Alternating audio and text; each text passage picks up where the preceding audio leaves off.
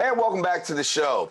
The African Diaspora International Film Festival is a minority-led organization that is presenting, interpreting, and educating about films. They're actually exploring the human experience of people of color all over the world in an effort to inspire, as well as imaginations, and as well as disrupting stereotypes that help to transform attitudes to perpetuate injustice. Now, by placing the spotlight on innovative films, which would otherwise be ignored by traditional venues, the festival offers a unique platform for conveying a diaspora, and I should say an African diaspora artistic styles, as well as crafts in film. And joining us now and sharing more details is the co-director and co-founder of the African Diaspora International Film Festival, Diarah N'Daw-Spech, as well as director of the Sleeping Negro film, Skinner Myers, and founder of the Walk of the Spirit, Julia Browne. And thank you all for being here with us this morning on Open. Thank you. Thank you. Yeah, thank you. Thank you. And Diarah, I guess I'll start off with you.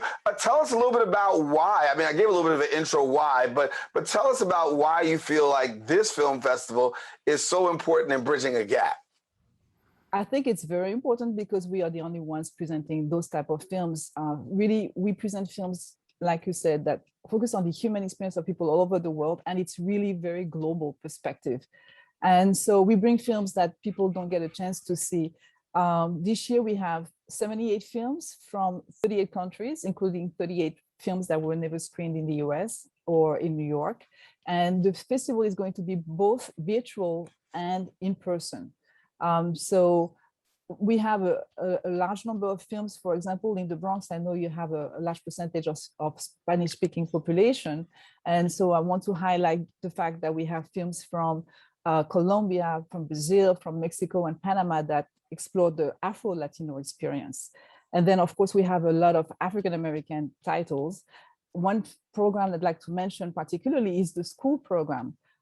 This is a program we have in the festival. This year, it's going to be virtual, that is offered free of charge for students from 5 to 12th grade.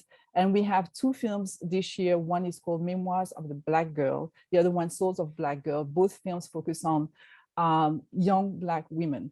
And the screening, one focuses on the issue of bullying in school, and the other one on the issue of self-esteem. And both screenings are going to be followed by a Zoom with a counselor who is going to talk with the students about those issues and then offer spaces where they can continue the conversation after the festival. So this is the type of work that we do. We want to bring unique films, unique conversations, and give a platform to filmmakers who otherwise would not get a chance to showcase their work.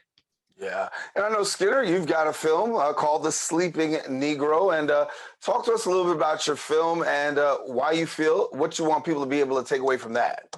Well, The Sleeping Negro is a film about a young Black man who is having some issues with his worldview. A couple of things are happening at work, something in his relationship, and is causing him to reassess how he feels about his positionality as a Black person in America. And so it's part essay film, part chamber drama. It's very interior, and I hope that the audience can take away what it feels like to be a Black male, specifically in America. The lack of agency, the lack of being able to control what happens around you in so many ways. It's a very blunt film. It's very intense. It's also 73 minutes, so I don't torture you too long. But it's a very personal film, and hopefully people can, it's not just recognize my humanity. It's really trying to empathize and find out ways that people can change to help the situation of the Black community in America. Yeah.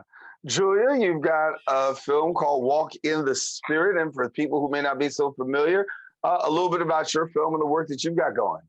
The film is actually called Fighting for Respect, and it's about a very important turning point in African American history, but that's not really widely known. It is the participation of the effect of the African American soldiers in World War I in France. So we're talking about 100 years ago, but starting late 1917, early 1918, when 200,000 African-American soldiers volunteered to go overseas. And they thought they were going to fight for, for democracy. That's what they wanted to show America, Jim Crow America, that they were valuable, that they had the patriotism, that they were American through and through. But what happened when they got there was most of them were assigned to a division called Services of Supply, which was basically a labor battalion. So they didn't get anywhere near the front line. But there were two divisions of them, the 92nd and the 93rd, who were lucky enough to be loaned to the French army, because the French army had been at it for like already three and a half years, and they were depleted. So the African-American soldiers were lent to them.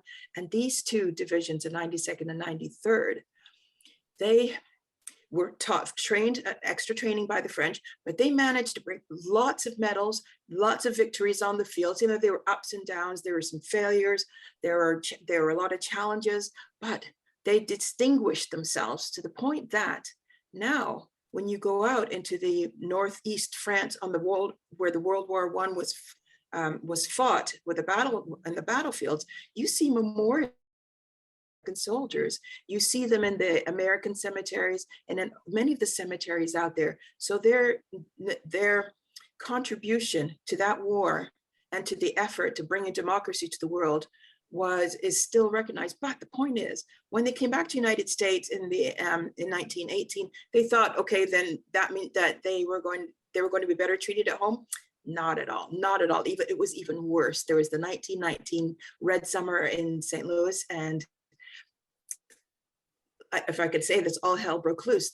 Some of them were lynched in their uniforms. So nothing changed. So, but they did, both the soldiers and the laborers, what they did, their letters that they wrote home to nurture the civil rights movement upcoming. Yeah. Diarah, before we go, I really want people to have an opportunity to find out how they can actually participate in this. It sounds very exciting to be able to see history being told through the interpretive lens of people of communities of color. Please tell people how they can be connected and what they can do to participate. Okay, so they can go to the website nyadiff.org, nyadiff.org, and they can choose to see films in person. For example, Skinner's Films is the opening night film, and he will be in New York for the opening night on November 28th. So we invite everybody to participate in that. They can go to the website nyadiff.org, and they'll be able to purchase a ticket there. And also the Fighting for Respect is a virtual screening. So anybody in the tri-state area can watch the film. And again, it's the same website, nyadiff.org. And the entire lineup is there. We break down by section, by themes. We have a lot of very interesting programs to discover during the festival. So I really invite people to attend. Well, thank you all for joining us. We got to leave it there, but certainly looking forward to having the opportunity for people to see these films and to be a part of this great film festival. I want to thank Diarah, I want to thank Julia, and definitely Skinner. And Skinner, safe travels on your way into New York. Thanks so much for being with us. Thank you for having us. Thank you. All righty. Want to let you know also, if you want more information, don't hesitate. Go to that website again, nyadiff.org. And also you can visit them on Twitter at nyadiff. We encourage you, please don't go anywhere. We've got more show. Open continues coming up right after this.